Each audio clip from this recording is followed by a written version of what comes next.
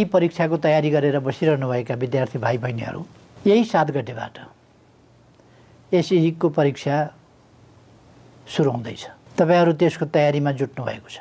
अघिल्लो वर्ष अलिक नतिजा त्यति राम्रो भएन। यसपल्ट मैले तपाईहरुसँग राम्रो नतिजाको अपेक्षा गरेको छु।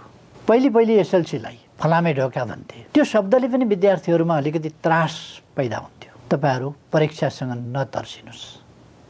परीक्षा जीवनका कदम-कदममा मोडमा आइरहने चीज हो।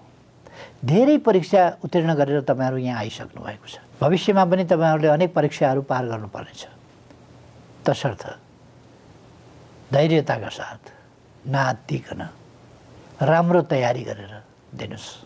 अनिदो थकित अवस्थामा राम्रो परीक्षा दिन गाह्रो हुन्छ। त्यसबाट जोगिनुस्। एसई को परीक्षा आइहाल्यो।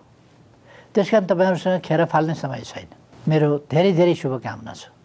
तपाईहरु राम्रो अंक प्राप्त गरेर सफलतापूर्वक उत्तीर्ण हुनुस्। सबैमा धेरै शुभकामना।